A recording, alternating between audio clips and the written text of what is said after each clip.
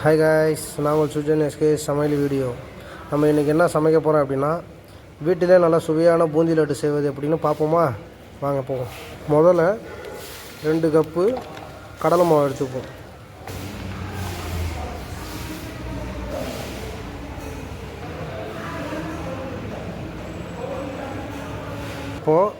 இப்போது தண்ணியை நல்லா ஊற்றி மிக்ஸ் பண்ணிக்கலாம்.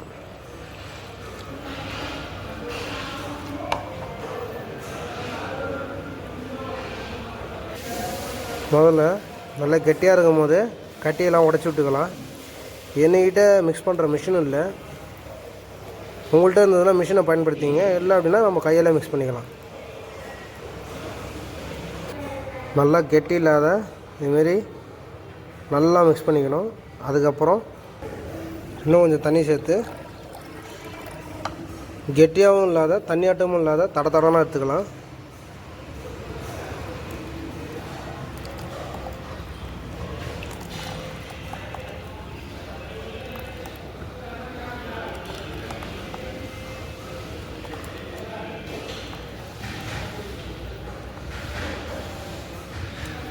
இந்த பதத்துக்கு எடுத்துட்டு அதுக்கப்புறம் கடாயை வச்சு எண்ணெயை ஊற்றிக்கலாம். தேவையான எண்ணெய் நல்லா காயட்டும். அதுக்கப்புறம் இன்னொரு கடாயில் நம்ம சர்க்கரை பாவை போட்டுடலாம். தேவையான அளவு தண்ணி,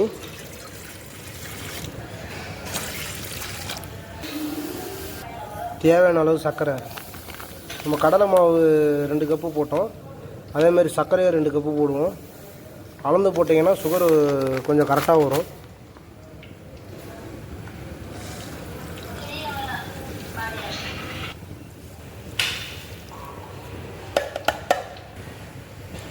எண்ணெய் நல்லா காயட்டும்.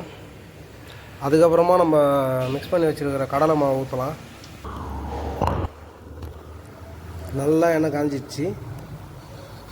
இப்போது நம்ம ஜல்லிக்கரண்டியில் தான் ஊற்ற போகிறோம். ஃபஸ்ட்டு பூந்தியாக செஞ்சு எடுத்துக்கணும். நம்மள்கிட்ட பூந்தி சுடுறதுக்கு தனி எக்யூப்மெண்ட் இருக்குது கடையில், நீங்கள் கேட்டிங்கன்னா தருவாங்க. நம்ம வீட்டில் இருக்கிற ஜல்லிக்கரண்டியை வச்சு தான் நம்ம பூந்தி போட போகிறோம்.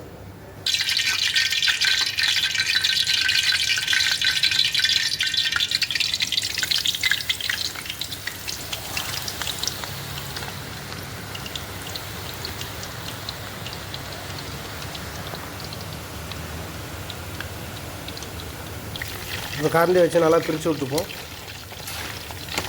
அணையை கொஞ்சம் சிம்மிலே வச்சுங்க.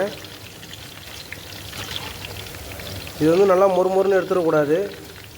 அப்படி மொறுமொறுன்னு எடுத்துங்க அப்படின்னா லட்டு நல்லா இருக்காது. 10 செகண்டு இல்லை 15 செகண்டு தான் வேகணும். இப்போ எடுத்துடலாம். ரெடி ஆகிடுச்சு.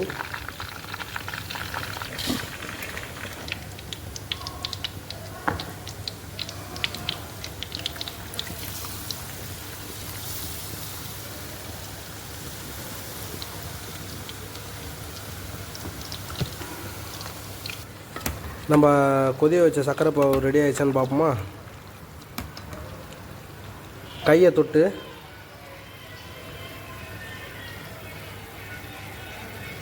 இந்தமாரி பிசு பிசுன்னு ஒட்டிச்சு அப்படின்னா சர்க்கரை பாவு ரெடி ஆகிடுச்சுன்னு அர்த்தம். அடுப்பை சிம்மில் வச்சுருவோம். இப்போது இதில் பாதி எடுத்து இப்போ இதை கையாலேயே நல்லா பிணைஞ்சிக்கலாம்.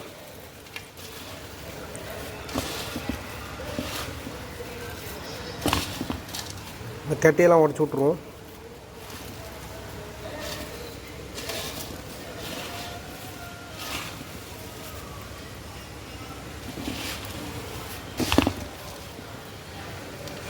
இப்போ சர்க்கரை பாவில் அள்ளி போட வேண்டிய நேரம் வந்துடுச்சு.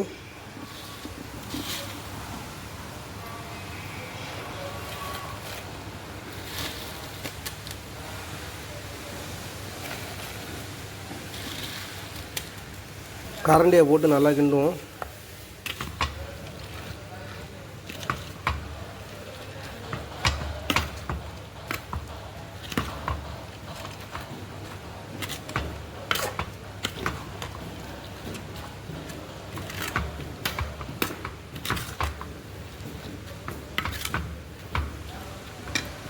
ஆனால் சிம்மிலே இருக்கட்டும். அடிப்பிடிக்காத மாதிரி அணையை கம்மியாக வச்சிக்கின்னு 2 நிமிஷம் கிண்டுவோம். நல்லா ஊறணும்.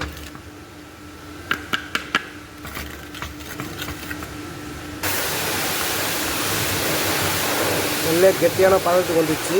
இப்போ அடுப்பு ஆஃப் பண்ணிவிட்டு ஒரு 5 நிமிஷம் ஊற விடுவோம். முந்திரி எடுத்துக்கின்னு சின்னதாக வெட்டிக்கலாம். இப்போது திராட்சை கொஞ்சம் எடுத்துக்கலாம். முந்திரி திராட்சை எல்லாத்தையும் ஒன்றா போட்டு வறுத்து நம்ம செஞ்சு வச்சுருக்கிற பூந்தி மேலே கொட்டிடலாம். தாளிக்கிறதுக்கு தேவையான நெய்யை ஊற்றுவோம்.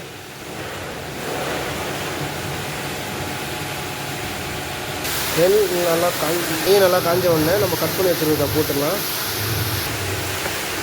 நல்லா வறுத்து எடுத்துக்கலாம். பொன்னிறமாக வறுத்து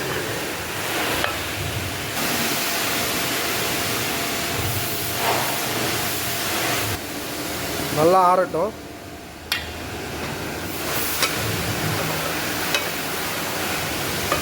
இப்போ முந்திரி திராட்சை வந்து நல்லா வறுத்தாச்சு. வறுத்தது எடுத்து அதில் கொட்டிடுவோம்.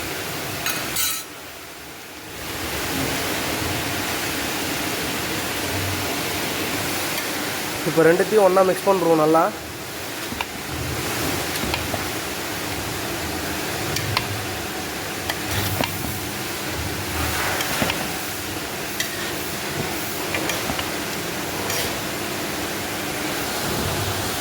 கைஸ் நல்லா ஊறிடுச்சு. ஆறுனதுக்கப்புறம் கையில் பிசுன்னு ஒட்டிச்சு அப்படின்னா தண்ணியில் நினச்சி உருண்டை பிடிப்போம். தேவையான சைஸுக்கு உருண்டை பிடிங்க.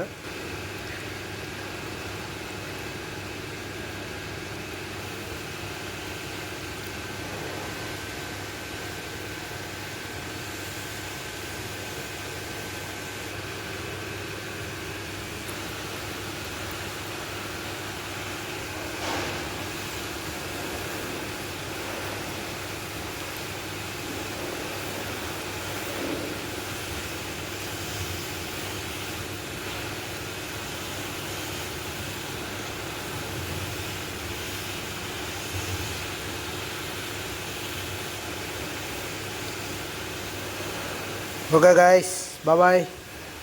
இதேமாரி உங்களுக்கு வேறு ஏதாவது புதுசாக எதுவும் ட்ரை பண்ணணுன்னா கமெண்ட்டில் சொல்லுங்கள். கம்மி பட்ஜெட்டில் அருமையான boondi laddu ready. Okay guys, bye. இதேமாரி தொடர்ந்து உங்களுக்கு யூஸ் பண்ணாலும் வீடியோ வேணும் அப்படின்னா கமெண்ட்டில் சொல்லுங்கள். சப்ஸ்கிரைப் பண்ணுங்கள், ஷேர் பண்ணுங்கள், லைக் பண்ணுங்கள்.